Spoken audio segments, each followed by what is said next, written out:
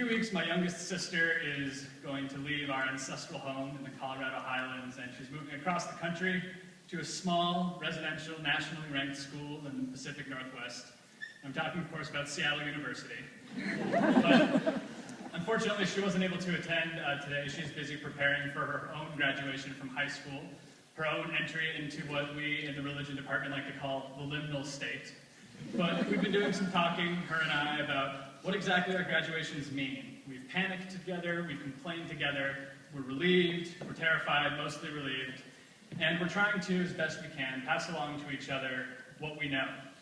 And for an 18-year-old, she actually has a lot of good advice, if it's sometimes contradictory. For example, she recently told me, Isaac, it's okay, Americans are really good at complaining, and that's the only way anything ever gets done. Although she also recently told me, if you spent half as much time making flashcards as you were complaining about Arabic, you'd be a lot better at it. But during one recent flurry of text messages, I was, as I often am, giving unsolicited advice. And I told her that if she leaves Seattle University, she's happier, she's more content, she feels that all is well in the universe after she graduates, then, well, she didn't really get herself much of an education. Immediately after I said that, I realized that it was true. Because when I look back on my 4 years at UPS, I'm sorry to report, they weren't always as sunny as the brochures promised that they would be. I should mention briefly, before I go any further, that I've had some unbelievable, wonderful, and joyous times here at UPS. I've had some amazing connections that I've built with faculty and with friends that I'll never forget. And I'm actually a big believer in the Kurt Vonnegut School of Happiness, and just looking around at small moments and thinking, well, if this isn't nice, I don't know what is. But I'm not going to be speaking about that, and I just wanted to prepare you. Because there were times at UPS when I felt completely and utterly alone. There were times when I came into violent conflict with ideas that shook me to the broken foundations of whatever self I had left. I had my privilege checked and rechecked, and I've had cherished beliefs of mine torn away and amputated. My critical thinking skills were sharpened to the point where they drew blood. And I now know, for example, that my ability to critique ideas and systems that I find offensive or foreign is second only to my ability to critique my own beliefs and my own systems of operation, which, I should mention, makes life fairly difficult. During my 4 years at UPS, I fell in love with books, I fell in love with ideas, I fell in love with thinkers, I fell in love with Tacoma, I fell in love with people, and as a result, I also had my heart broken by them. And I wouldn't trade any of that for the world. I consider myself very lucky to have had my heart broken. And I believe that this is what my UPS education was really about. I learned more, I think, from those dark and uncomfortable times, those dark nights of the soul, dark nights of the body, dark nights of the intellect, than any of those lazy and happy days without rain. I mean, I'm from Colorado, it's sunny all the time. So. There were some long silences and there were long nights, and to paraphrase James Baldwin, I could only be helped in a certain way because I was hurt in a certain way. Because ultimately, as difficult and painful as it is to see the cracked and the trapped in your own beliefs and in the systems that you've come to trust, I believe that's the only way to truly learn how to love. Now, I realize that the word love is kicked around a lot these days by salesmen and politicians, but I think we can take a minute here to reclaim it.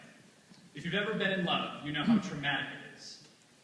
The realization that someone else is real and ultimately beyond your capacities to fully understand, and the decision to keep trying anyway, is one that, by its nature, calls into question your own comfortable ways of going about the world. The realization that the object or the objects of your affection are not static, and that they're always changing, tests your ability to remain complacent and uncritical of your own life, and to be secure in your own habits and beliefs. Slovenian philosopher Slavoj Žižek once put it far more simply and clearly than I could. When he said, "What is love? Love is not an idealization, and every true lover knows that. If you really love a woman or a man, you don't idealize him or her.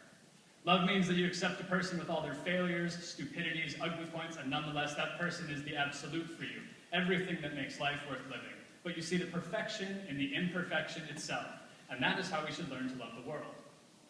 By the way, as if to drive the point home, he was actually giving that interview in a landfill, so takes it seriously. But this is what my UPS education, both formal and informal, inside the classroom and outside of the classroom, has really taught me. And this is what I'll be forever grateful for. Learning how to love the world. This is a priceless gift. I mean, it wasn't entirely priceless, I'm giving paying Speaking to all the lovers in the room again, we know that the trauma of love is what inspires action, and that makes love a verb and not a noun.